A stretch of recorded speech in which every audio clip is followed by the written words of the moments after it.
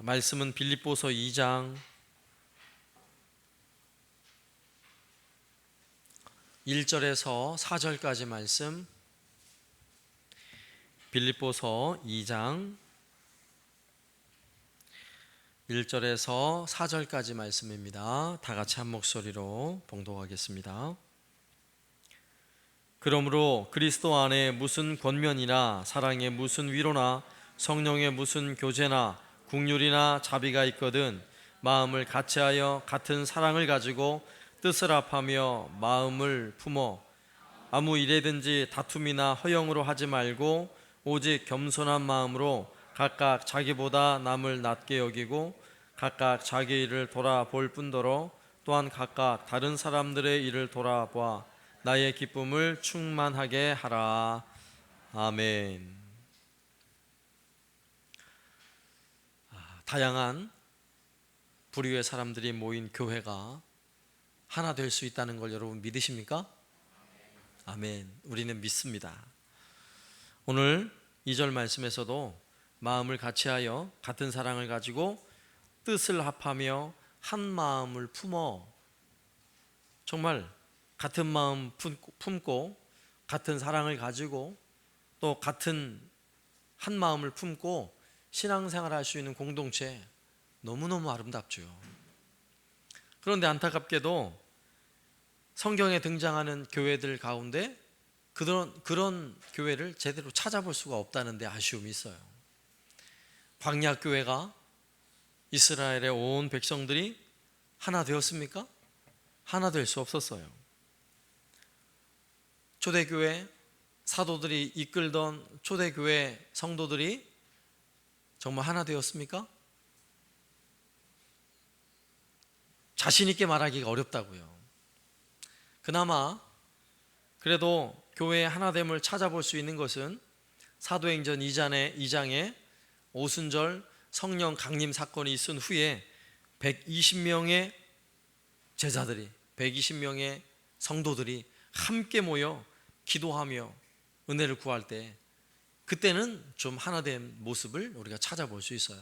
그러나 그 이외에는 오늘날 현대교회가 있기까지 정말 교회들마다 오늘 말씀이 요구하는 것처럼 그렇게 하나된 교회를 찾기는 참으로 어려운 것입니다. 그렇다는 이야기는 좀처럼 하나 되기는 어려운 것이 현실이라는 거예요. 그럼에도 불구하고 우리는 교회의 하나됨을 믿습니다. 왜냐하면 여전히 교회는 부족하지만 교회를 하나 되게 하시는 분은 성령 하나님이시기 때문에 그래요. 우리의 모습은 연약하지만 우리의 성격을 보고 우리의 인품을 보면 온 성도들이 하나 되는 것은 정말 꿈같은 이야기지만 우리 안에 모시고 계신 예수님, 그분 때문에 우리는 얼마든지 하나 될 수 있다는 희망을 포기할 수 없는 거예요. 여러분 믿습니까? 예, 그래서 우리는 교회는 하나됨입니다, 교회는 하나된 공동체입니다 라고 당당하게 말할 수 있는 것입니다. 그래서 교회가 하나 될 때는요, 그 힘이 얼마나 강력한지 실 한 가닥 그냥 잡아당기면 끊어질 수 있어요. 그러나 실을 10가닥만 모아놓아도 여러분 손으로 당겨서 쉽게 끊어지지 않아요. 한 100가닥 모아보세요. 한 1000가닥 모아보세요. 그러면요, 차도 끌 수 있는 동아밧줄이 되는 거예요. 이렇게 하나 되고 함께 모이면 큰 힘을 발휘하게 되는 것입니다. 영적인 원리도 마찬가지예요. 물론 혼자 기도해도 은혜가 있고 능력이 있어요. 그러나 혼자 기도하는 것보다 두세 사람이 함께 모여서 합심하여 기도하는 데는 더 큰 능력이 있음을 우리 믿는 거예요. 두세 사람이 내 이름으로 모인 그곳에 나도 그들 중에 있느니라, 우리 주님이 이렇게 말씀하셨다고요. 더군다나 온 교회 성도들이 함께 모여서 한 마음 한 뜻으로 같은 기도 제목을 가지고 하나님께 뜻을 구하고 은혜를 구할 수 있다는 것, 이거 얼마나 큰 힘이겠어요. 우리는 이것을 믿는 것입니다. 자, 이것을 알기 때문에 사도 바울도 빌립보 교회를 향해서 이런 간절한 소망을 가지고 있어요. 빌립보 교회가 정말 하나 되기를 간절히 소망하는 마음으로 오늘 1절 말씀에서 이렇게 말씀하고 있어요. 그러므로 그리스도 안에 무슨 권면이나 사랑의 무슨 위로나 성령의 무슨 교제나 국률이나 자비가 있거든. 오늘 1절 말씀에서 그러므로 라고 표현할 때 그러므로 라는 이 접속사는 앞에 무슨 내용이 있고 그 내용에 대한 결론을 지을 때 그러므로 이렇게 표현을 하죠. 우리는 앞서서 빌립보서 1장의 내용을 수요일마다 살펴보았습니다. 앞선 1장에서는 어떤 내용들이 있었죠? 사도 바울이 빌립보 교회들을 정말 사랑하는 마음으로 지금 편지를 쓰고 있는 거예요. 편지를 쓰면서도 사도 바울 마음속에 빌립보 성도들을 향한 정말 사랑하는 마음을 느낄 수 있었어요. 그러면서 사도 바울이 정말 사랑스러운 빌립보 성도들을 막 이렇게 부르면서 내가 빌립보 교회 성도들을 생각하기만 해도 기쁘고 내가 빌립보 교회 성도들을 위해서 기도만 하면 감사가 나오는 그런 성도들이라고 고백을 했습니다. 복음을 전하는 일에도 열심을 내는 성도들이었고 사도 바울이 감옥에 갇혀 있지만 끝까지 사도 바울이 빌립보 교회를 떠난 이후로 지금 감옥에 갇혀 있는 그 순간까지도 사도 바울을 열심히 선교원금에서 후원하고 돕는데도 열심을 내는 그런 교회가 빌립보 교회였다고요. 그런데 그런 교회 성도들을 생각하기만 하면 정말 행복하고 즐거운데 아쉬움이 있어요. 아쉬움이. 그 아쉬움이 뭐예요? 빌립보 교회 안에 다툼이 있었다고요. 자꾸 분쟁의 소식이 들려온단 말이에요. 이 소식을 들을 때마다 사도 바울은 너무나 가슴이 아팠습니다.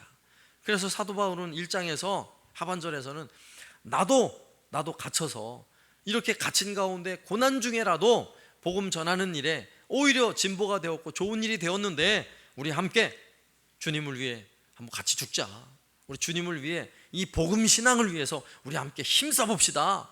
이러면서 이제 빌립보 성도들을 향해 권면하고 있는 것입니다. 그러면서 오늘 2장에 넘어와서는 그러므로 빌립보 성도들이 정말 이렇게 귀하고 나름대로 열심을 내는 그런 성도들인데 아쉬운 것, 다툼과 분쟁의 소식을 들으면서 그러므로 너희는 이래야 한다라고 오늘 본문에 주어진 말씀에서 빌립보 성도들을 향해 말씀하고 있는 거예요.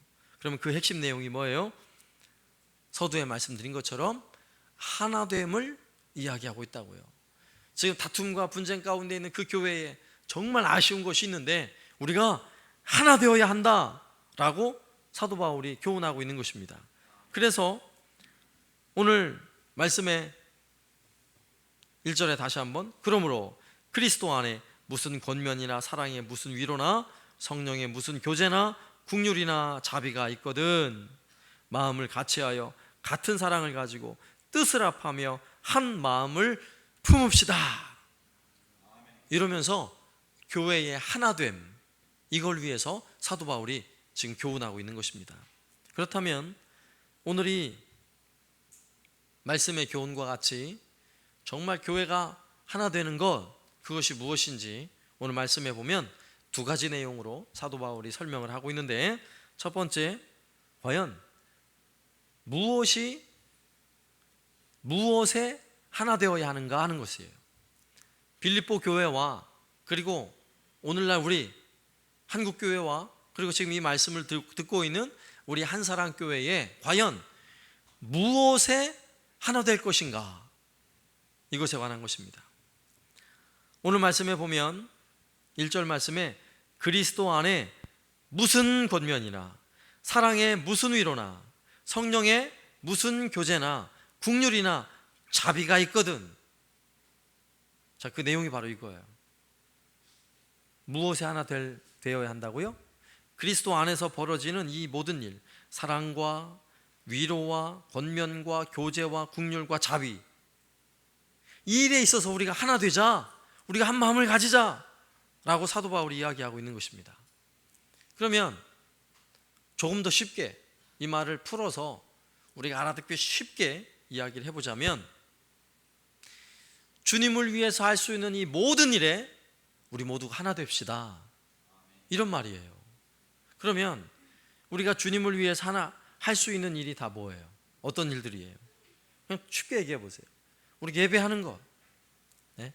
오늘 이렇게 수요 예배 참여하는 것, 그리고 우리 함께 찬양하는 것, 기도하고 전도하는 것, 또 선교하는 거, 또 교사로 봉사하고, 또 찬양 팀으로 수고하고, 찬양대원으로, 반주자로, 식당 봉사로 수고하고, 안내위원 수고하고, 이 모든 것 정말 주님을 위해서, 교회를 위해서 내가 힘쓰고 수고하는 이 모든 일에 있어서 우리 모두 하나 됩시다.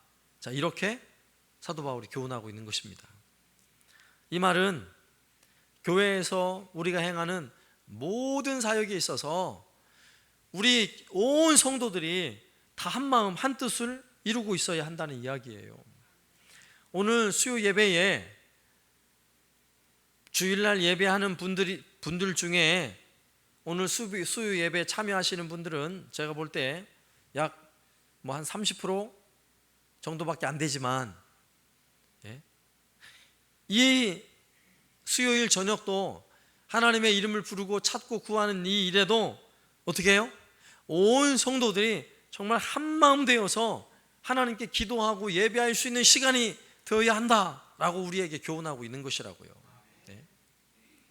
오늘 이 예배뿐만 아니라 교회에서 행하는 이 모든 일에 있어서, 다음 주일이 무슨 주일이라 그랬죠? 전도 작정 주일이에요. 내가 누굴 구원할지, 올해 누구에게 복음을 전할지, 누구를 초청할지를 기도하면서 마음에 품고 그 이름을 적어내는 전도 작정 주일이라 그랬어요. 그러면 자, 이런 일을 교회에서 광고를 하고 우리 전도 작정 주일로 지킵니다, 이렇게 이야기를 하면 어떻게 해야 된다고요? 온 성도들이, 유치부 아이들까지 선생님 오늘 전도 작정 주일이라면서요, 이러면서 유치부 아이들까지 한 마음을 가져야 된다라고 사도 바울이 이야기하고 있는 것입니다. 이렇게만 된다면 교회가 얼마나 아름답겠냐고요. 얼마나. 우리 한사랑교회가 정말 주님을 위해서 그리스도 안에서 일어나는 그 어떤 일에도 온 성도들이 한 마음 한 뜻 될 줄로 믿습니다. 예를 들어서 가끔 광고하잖아요. 1년에 2번씩. 이번 주일은 오후 예배 마치고 우리가 월동 준비하기 위해서 대청소를 합니다. 그러면요, 슬그머니 빠지는 게 아니라 어떻게 해야 돼요? 한 마음 되어서 오히려 행복한 마음으로, 오늘 대청소하는 날이래, 이러면서 함께 참여해야 한다고요. 남의 일로 생각하지 말고 내 일이다 생각하고 그 일에 함께 수고를 해야 된다고요. 이것이 바로 한 마음 한 뜻이에요. 이렇게 한 마음이 되고 한 뜻이 되는 것은 성도들의 의무요, 책임이요, 또한 특권이에요. 특권. 한사랑교회 성도라면 한사랑교회라는 이름으로 어떤 일을 행하든지 간에 그 일은 나와 상관없는 일이 아니에요. 바로 내 일인 거예요. 바로 나의 일이에요. 내가 참여해야 할 일이고 내가 거기에 동참해야 할 일이에요. 잘 생각해 보세요. 교회 성도들이 무슨 일만 해도, 어떤 일을 해도 우리 한사랑교회 성도들은 참여율이 99%예요. 기대가 되지 않습니까? 좀 꿈같은 이야기예요. 솔직히 제가 말을 하지만 꿈같은 이야기예요. 그러나 정말 그럴 수 있다면 얼마나 좋겠어요. 얼마나. 주일날 11시 예배 때 드렸던 그 인원 그대로 오후에 예배 그대로 드리고, 또 그 인원 그대로 수요 예배 드리고, 그 인원 그대로 새벽 예배 드리고, 아마 이러면 우리 한사랑교회 기적이 나타날 거예요. 그게 안 돼서가 문제죠. 자, 꿈 같은 이야기지만 이 일을 위해서 적어도 내가 같이 힘쓰고 애써보자, 이것입니다. 자, 주님을 위한 모든 일에, 정말 주님을 위해서 할 수 있는 이 모든 일에 우리 하나 될 수 있길 바랍니다. 그럼 두 번째, 오늘 사도 바울은 그러면 어떻게 하나 될 것인가, 앞서서는 어떤 일, 무엇에 하나 될 것인가에 대한 답을, 교훈을 주었다면, 이제 뒤에 나오는 말씀은 그러면 어떻게 하나 되어서 그 일을 할 수 있는가에 대한 교훈을 하고 있어요. 3절 말씀에 보면 아무 일에든지 다툼이나 허영으로 하지 말고, 먼저 하나됨을 방해하는 요소 두 가지 내용을 이야기하고 있지요. 다툼이나 허영으로 하면 절대 하나 될 수가 없대요. 빌립보 교회가 그랬어요. 복음을 전하는 일에 열심은 냈지만 다툼으로 그 일을 했다고요. 다툼으로. 교회도 마찬가지예요. 주의 일을 열심히 하긴 하는데 다툼을 가지고 그 일을 할 수 있어요. 여기서 말하는 다툼은 이 싸운다는 이런 개념보다는 정치적인 용어예요. 여기서 다툼이라는 헬라어 단어는 어떨 때 사용하는 의미냐면, 선거에 나가서 우리 당이 열심히 싸워가지고 승리할 때 쓰는 말이에요.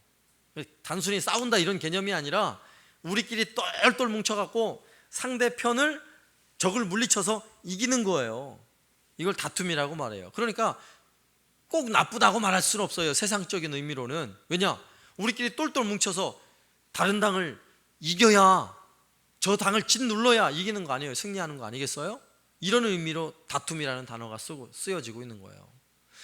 세상의 원리로는 그렇게 해서 승리를 해야 돼요.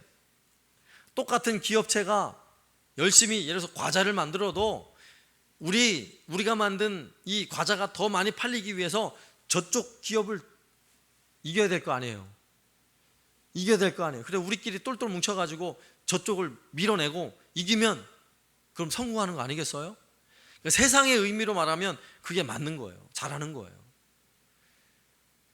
서로 두 개의 정당이 정치에 나와가지고 선거를 하는데 우리 정당이 당신들이 대통령 되십시오, 당신들이 국회의원 되십시오 이러면 안 되잖아요. 세상에서는 짓 눌러가지고 이겨야 될 거 아니에요. 이런 때 쓰는 단어라고요. 그런데 교회에서는 그럴 수 있어요? 그러면 안 된다고요. 그렇게 해서 설령 우리가 이겼다 할지라도 이긴 게 아니에요. 진 거예요. 교회는. 왜? 그것 때문에 하나됨이 방해가 되고 있기 때문에 그래요. 종종 이런 일이 벌어집니다. 가끔 제가 예화로 말씀드리는 건데, 미국에서 벌어진 실화라고요. 피아노를 오른쪽에 놓을까 왼쪽에 놓을까. 그래서 정말 오른쪽 교회 왼쪽 교회로 나눠졌다니까요. 그 이기면 뭐해요? 오른쪽에 놓는 교회끼리 모여서 교회가 갈라져서 분열을 하면 정말 하나님 기뻐하실까요? 이긴 게 아니에요. 둘 다 진 거예요. 다툼은, 교회 안에 벌어지는 이러한 다툼은 결코 승리가 없어요. 교회 안에 우리끼리 뭐라고 하죠? 우리끼리 똘똘 뭉쳐가지고 우리끼리 너무 좋아, 아무도 오지 마, 이런 거 있잖아요. 우리끼리 똘똘 뭉쳐가지고 벌써 20년째 우리 같이 다니고 있어요. 교회 안에서 이 그룹에는 아무도 들어올 수 오지 마. 이거는 망하는 거예요. 교회가 하나됨을 방해하는 거라고요. 이럴 때 쓰는 단어예요. 다툼이라는 단어가. 우리끼리 똘똘 뭉쳐가지고 교회 안에 우리와 마음을 같이 하지 않는 사람들을 막 밀어내요. 다툼이 일어나요. 이럴 수 없다고요. 교회는. 이것은 교회의 하나됨을 방해하는 치명적인 죄예요. 그 이야기를 들려주는 거예요. 그리고 또 하나, 하나됨을 반대하는 또 하나의 내용은 무엇입니까? 허영이라는 단어예요. 허영이라는 단어는 잘못된 영광을 구하는 거예요. 헛된 영광을 구하는 거예요. 그러면 교회가 헛된 영광을 구하는 게 무엇일까요? 무엇을 의미할까요? 열심히 봉사했어요. 교회가 뭔가 대단한 일을 했어요. 그런데 우리 주님의 이름이 높아지지 않고 사람이 높아지는 거예요. 이걸 허영이라고 말해요. 우리 교회 한 사람 교회가 열심히 주를 섬기고 복음을 전하고 열심히 노력했어요. 열심히 했는데 여기 목사 이름만 높아졌어요. 주님이 영광 받지 못했어요. 이걸 허영이라고 말한다고. 허영. 교회에서 모두가 열심히 했는데, 모두가 수고했는데 그 모든 일의 영광을 혼자서 딱 받고 있어요. 그 일은 제가 없으면 안 되죠. 제가 빠지면 그 일이 되질 않죠. 이걸로 허영이라고 말한다고요. 자, 이런 허영심을 가지고 있다면 하나가 될 수 없다라고 교훈하고 있는 것입니다. 그렇다면 이런 다툼과 허영을 버리고 하나됨을 위해서 어떻게 해야 된다고요? 계속해서 3절 말씀에 아무 일에든지 다툼이나 허영으로 하지 말고 무엇이요? 오직 겸손한 마음을 가지래요. 오직 겸손한 마음을 가지래요. 이 원리는 어떤 공동체든지 간에 이 원리는 동일해요. 교회라는 공동체, 물론 당연하지만 교회 밖을 떠나서 여러분의 가정이든지 여러분이 일하는 직장이든지 어느 단체든지 간에 다툼과 허영으로 하면 반드시 분열이 일어나요. 서로 피곤해요. 그러나 오늘 말씀이 교훈하는 것처럼 오직 겸손함으로 하면, 오직 겸손한 마음으로 하면 반드시 하나 되게 되어 있어요.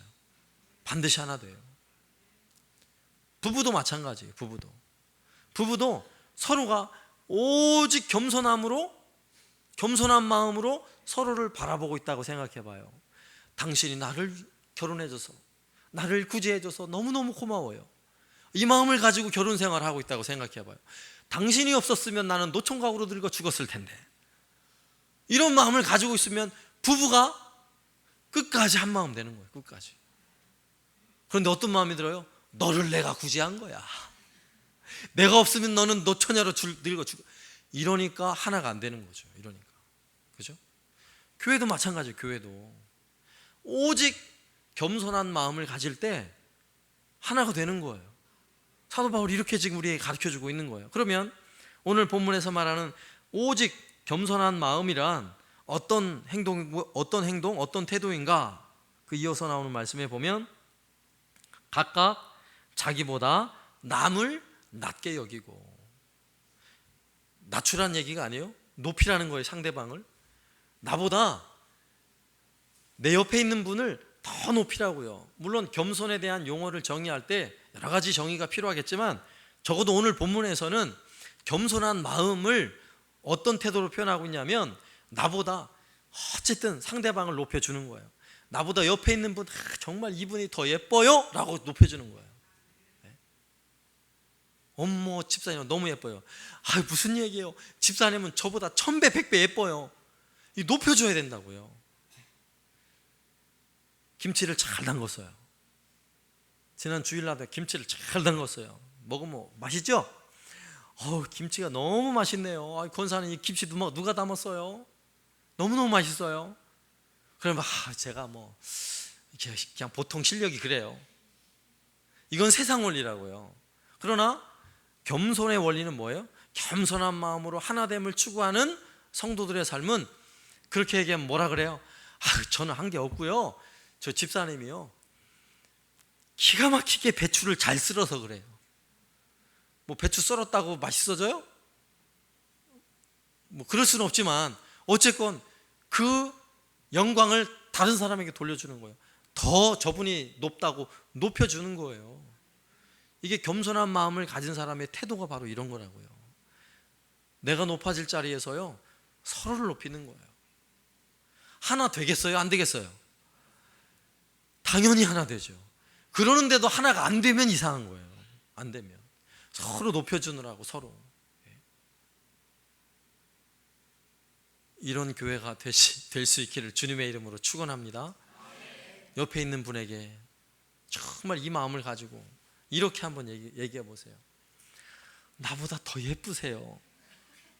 나보다 더 멋지세요. 잘생겼어요. 빨리 얘기해 보세요. 진실한 마음으로. 얘기하기가 싫죠?